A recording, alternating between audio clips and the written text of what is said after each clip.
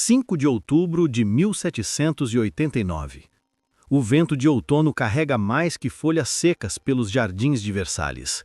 Ele carrega o cheiro da revolução, o grito da fúria popular, o fim de uma era. Em poucas horas, o símbolo mais glorioso do poder absoluto se transformará em fornalha de ódio. Versalhes não será apenas invadido, será profanado, saqueado, incendiado pela própria alma de uma nação em revolta. Esta não é apenas a história de um palácio atacado. É a crônica de como uma única noite de violência destruiu para sempre a mística do poder real e abriu as portas do inferno revolucionário. Para compreender o incêndio de outubro, precisamos primeiro entender o que Versalhes representava para a França de 1789. Não era apenas uma residência real, era a encarnação física da desigualdade francesa. Enquanto Maria Antonieta brincava de pastora em sua aldeia artificial, verdadeiras pastoras morriam de fome nos campos franceses. Enquanto Luís XVI caçava cervos nos bosques reais, seus súditos caçavam ratos nas ruelas de Paris. Versalhes havia se tornado uma bolha de cristal, bela, frágil, completamente desconectada da realidade francesa. Dentro dessa bolha, o antigo regime agonizava sem sequer perceber que estava morrendo. Julho de 1789. A Bastilha havia caído. A Declaração dos Direitos do Homem transformara súditos em cidadãos. Mas Versalhes permanecia intocável, última fortaleza do absolutismo numa França que já não acreditava em reis. Era apenas questão de tempo até que a revolução batesse às portas douradas. E quando isso acontecesse, não haveria etiqueta real que pudesse contê-la. O que os habitantes de Versalhes não sabiam é que Paris já havia decidido seu destino. A Cidade-Luz havia se tornado Cidade-Fúria. E sua fúria tinha um alvo muito específico: o símbolo mais odioso da tirania francesa. Outubro de 1789. Paris fervilhava com uma energia que os contemporâneos descreveram como sobrenatural. Não era mais apenas revolta, era possessão coletiva. A cidade inteira havia sido tomada por uma única obsessão: Versalhes deve pagar. Elas não eram damas da corte, eram peixeiras, lavadeiras, operárias, mães famintas cujos filhos choravam por pão enquanto a rainha brincava com bonecas de porcelana. Olympe de Gouges havia dado voz política às mulheres francesas. Mas foram as mulheres anônimas de Paris que dariam punhos à revolução. Anne-Joseph Théroigne de Méricourt, a Amazona da Liberdade, cavalgava pelas ruas parisienses convocando suas irmãs para a guerra final contra Versalhes. Irmãs, enquanto comemos pão preto, ela come doces dourados. Enquanto nossos filhos morrem, os dela brincam com diamantes. Maximilien Robespierre havia plantado a semente intelectual da revolta. Georges Danton lidera a paixão oratória.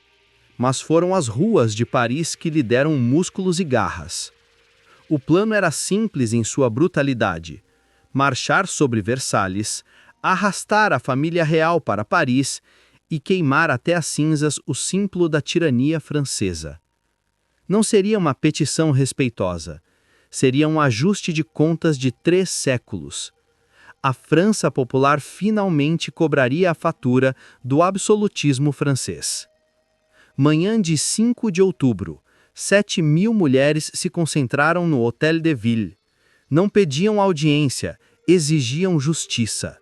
Não imploravam clemência, prometiam vingança. A marcha sobre Versalhes havia começado, e com ela, o fim de uma era da história francesa. 12 quilômetros separam Paris de Versalhes. Em condições normais, uma caminhada tranquila de 3 horas. Mas esta não seria uma caminhada. Seria uma procissão de vingança. 7.000 mulheres, 2.000 guardas nacionais, centenas de sans-culottes armados com piques e machados.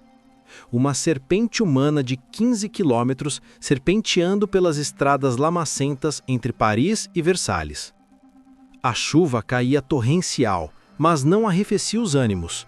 Pelo contrário, cada gota parecia alimentar a fúria popular. Era como se o próprio céu chorasse lágrimas de ira contra a tirania real. Madame de Staël, testemunha ocular, escreveria depois: "Nunca vi rostos tão alterados pela fúria. Pareciam fúrias antecipando a vingança dos deuses. Aos gritos de 'Pão, pão! Morte aos aristocratas!' a multidão varreu as primeiras resistências como um tsunami humano. Os guardas reais que tentaram barrar a passagem foram literalmente despedaçados. Suas cabeças, espetadas em piques, serviriam como estandartes macabros da procissão revolucionária. Era apenas o aperitivo da violência que estava por vir. Por volta das 15 horas, os primeiros fugitivos chegaram a Versalhes com notícias aterrorizantes. Paris inteiro marcha contra nós, trazem canhões, querem sangue real. A corte mais refinada da Europa entrou em pânico absoluto. Duques e marqueses que jamais haviam corrido por nada além de jogos cortesões, agora corriam por suas vidas. Luís XVI caçava, naturalmente. Quando o encontraram para dar a notícia, ele simplesmente não conseguiu compreender como seus amados súditos podiam querer mal a ele. A inocência real estava prestes a morrer da forma mais brutal possível. 18 horas. A horda revolucionária finalmente avistou Versalhes. O que viram não foi um palácio, foi o altar do sacrifício onde finalmente pagariam 3 séculos de humilhações.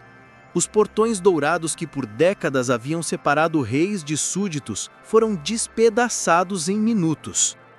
A multidão irrompeu pelos pátios reais como lava vulcânica, queimando tudo que encontrava pela frente. O Salão dos Espelhos, símbolo máximo da grandeza francesa, foi profanado por centenas de mãos plebeias. Os espelhos que refletiam a glória real agora refletiam faces transfiguradas pela vingança popular. Cada espelho despedaçado era um pedaço do antigo regime que morria para sempre. Onde está a austríaca? Onde está a devassa? Queremos sua cabeça. Marie Antoinette se tornou o alvo principal da fúria popular. Para os revolucionários, ela representava tudo o que havia de podre na monarquia francesa: frivolidade, extravagância, desprezo pelo povo. Descalça, em camisola, a rainha da França correu pelos corredores de seu próprio palácio como uma criminosa fugitiva. Os gritos da multidão ecoavam pelas paredes. Morte a Antonieta! Morte à tirania! Por minutos eternos, o destino da monarquia francesa dependeu da velocidade dos pés reais. Os guardas suíços que protegiam os aposentos reais foram massacrados sem piedade. Suas cabeças, cortadas ainda quentes, foram desfiladas pelos salões onde antes dançavam minuetos. O sangue real e aristocrático manchou os tapetes e os mármores italianos. Versalhes havia se tornado matadouro. E então, as chamas começaram a devorar o palácio.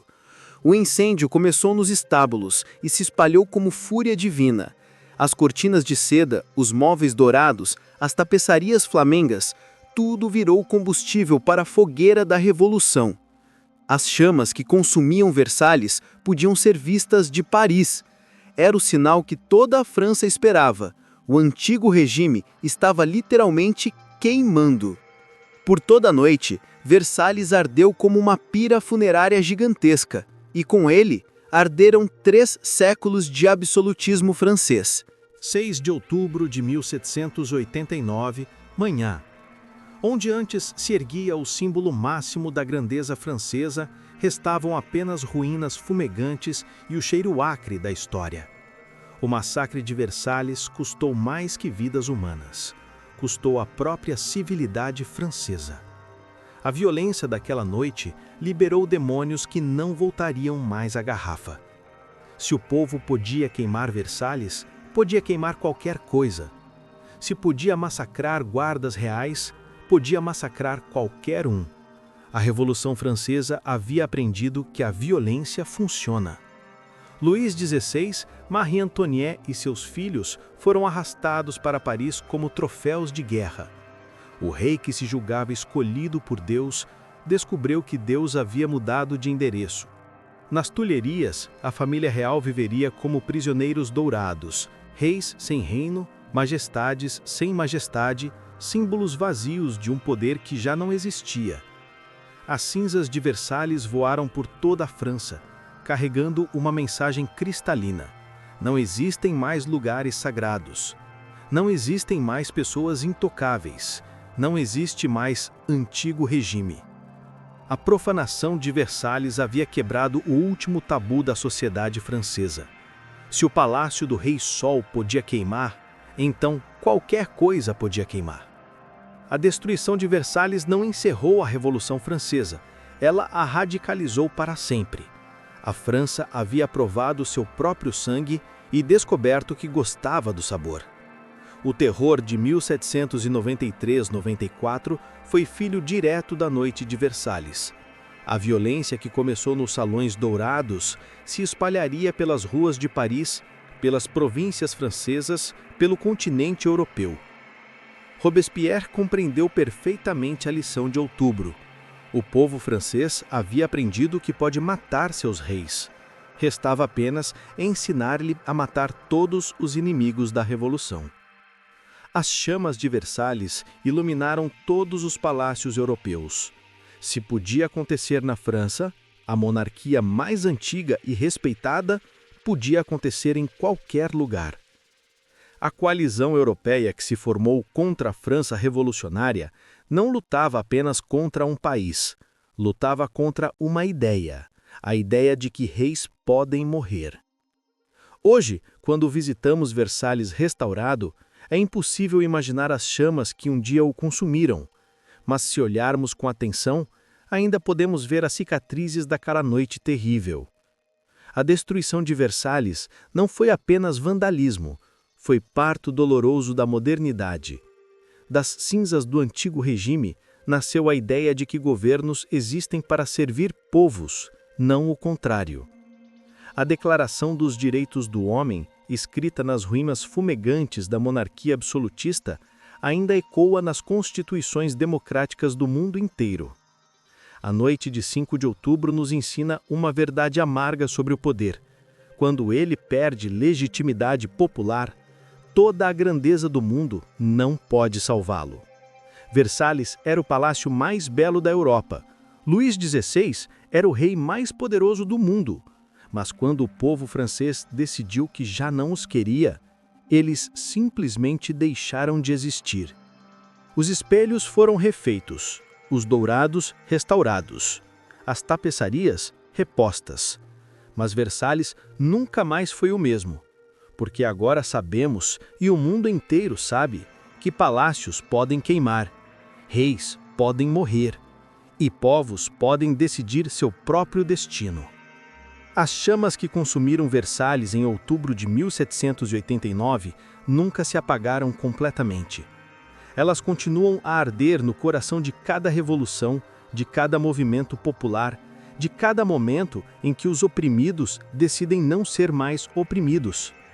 Esta é a lição mais perigosa e mais libertadora da história.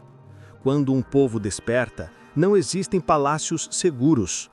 Não existem reis eternos. Não existem tiranias indestrutíveis. Versalhes permanece como memorial da noite que mudou a França para sempre. Belo e terrível, grandioso e frágil, eterno e mortal, como todo poder humano.